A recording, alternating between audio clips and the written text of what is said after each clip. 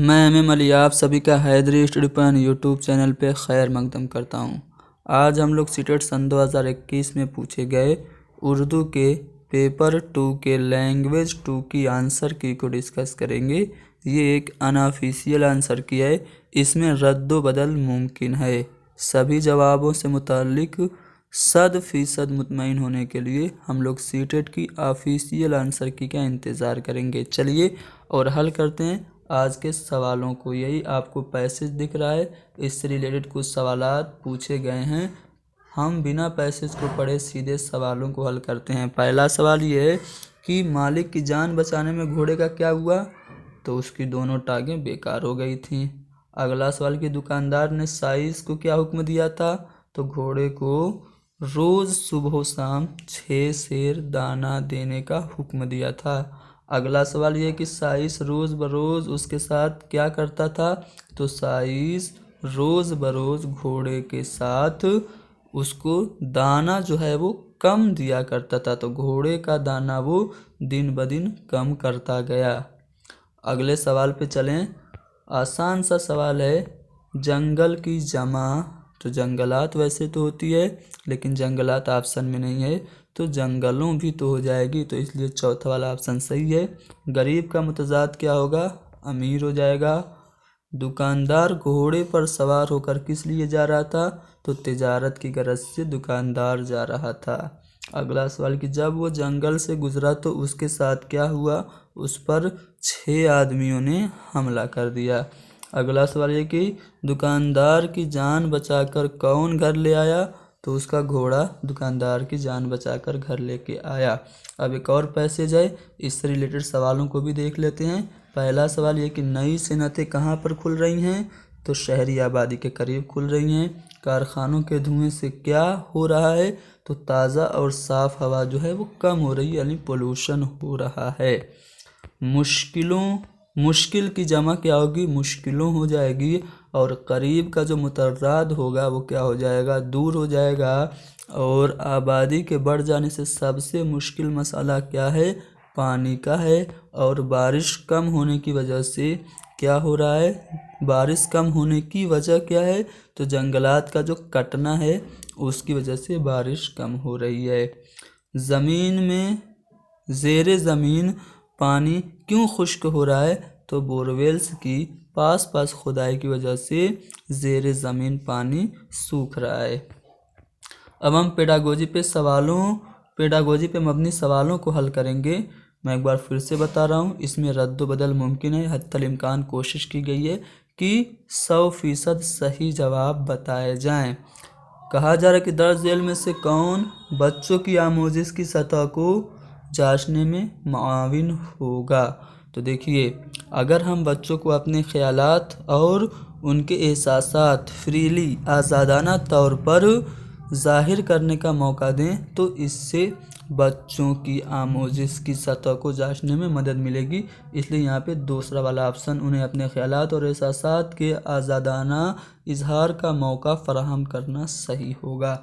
अगला सवाल कि मौजू से मुतालिक मालूमात और हालात के मुताबिक तलबा शुनीदा इक्तिबास जुमलों, मुहावरों और लफ्ज़ों से मानी अखज़ करते हैं। शुनीदा पैगाम की इस तरह तवजी होती है। वैसे तो इसमें मुझे कन्फ्यूज़न है, लेकिन मैं इसका जवाब ऊपर से नीचे ज़ैली महारत को समझता हूँ कि सही होगा, तो इसलिए इसमें हम 100% श्योर नहीं है। सीटेट की ऑफिशियल आंसर की का इंतज़ार करेंगे। 99% मुमकिन है कि पहला वाला ऑप्शन सही हो। आगे बढ़ते हैं अगले सवाल पे। अगला सवाल यह है कि आमोज़गार को ज़बान के हवाले से हुई उनकी पेशरफ्त के बारे में फ़ीडबैक देने का सबसे मुअस्सिर तरीका। लैंग्वेज से रिलेटेड बच्चों में अगर आप फीडबैक देना चाहते हैं तो आप क्या करेंगे, ज़बान के उस्ताद को क्या करना चाहिए कि उस्ताद को चाहिए गलतियों का तज्ज़िया करे, एनालिसिस करे, फिर उनके इज़ाले की, उनको दूर करने की हिकमत अमली यानी कि स्ट्रेटजी बनाए, और मादरी ज़बान के असर के बाइस होने वाली गलतियों को वो नज़रअंदाज कर दे।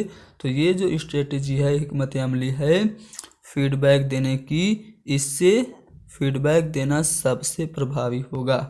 اگلا سوال ہے درسی کتاب سے پڑھے جانے کا کیا مطلب ہے؟ درسی کتاب سے پڑھے ہم کیوں جاتے ہیں؟ تاکہ ہم درسی کتاب کے علاوہ اضافی مواد ایکسٹرا مٹیریل بچوں کو دستیاب کر سکیں، تو پہلا والا صحیح ہوگا۔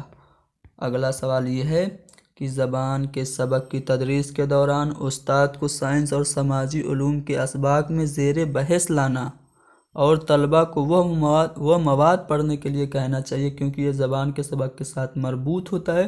اس طرح کا انداز نظر کیا ہوتا ہے؟ تو یہ زبان کی تکثیری تدریس ہے۔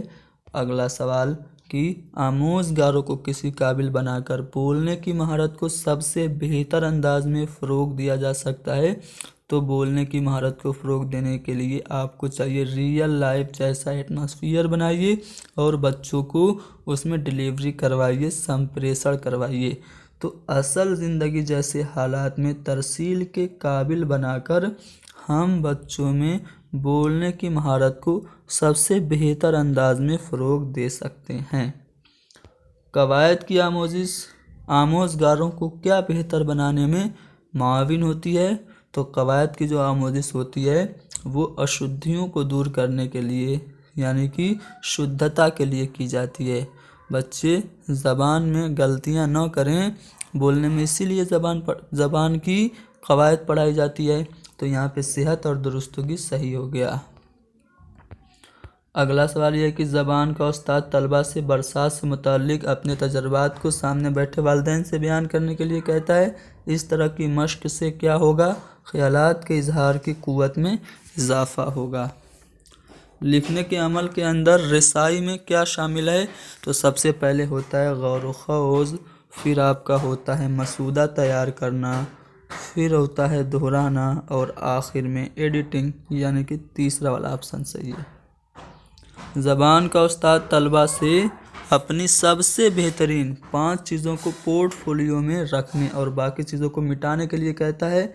اس کے بعد طلبہ سے اپنے منتجبہ، یعنی کہ جو اس نے چوز کیا ہے، 5 چیزوں پر غور و فکر کرنے کے لیے کہتا ہے۔ یہ غور و فکر ہوگی تو خود سے جانچ، یعنی کہ سیلف اسسمنٹ ہوگی۔ اگلا سوال کہ ابتدائی سطح پر زبان کی آموزش کا سب سے اہم ماخذ کیا ہے؟ تو ادب اطفال ہے، بچوں کا لٹریچر۔ اگلا سوال یہ کہ طلبہ میں زبانی مہارتوں کو فروغ دینے کے لیے سب سے کم اہم کیا ہے؟ چاروں آپشن ڈسکس کر لیتے ہیں۔ ان کی زبان میں کہانی سنانا، یہ تو بالکل اہم ہے۔ کسی حادثے کا بیان، یہ بھی اہم ہے۔ کسی چیز کی وضاحت بھی اہم ہے، لیکن استاد کے بعد کہانی کو دہرانا، استاد کہانی کہہ رہا ہے، ٹیچر اس کے بعد دہرا رہا ہے، یہ زبانی مہارتوں کو فروغ دینے کے لیے باقی کی بنسبت کم اہم ہے۔ اگلا سوال کہ سبق کے اختتام پر استاد طلبہ سے مقررہ متن سے مختلف اسموں، جیسے کہ آپ کا اسم معرفہ، اسم نکرہ وغیرہ کو الگ کرنے اور اپنے کاپیوں میں لکھنے کے لیے کہہ جاتا ہے، تو اسے کیا کہیں گے؟ تو یہ جو مثال ہے وہ سیاق میں قواعد کی ہے۔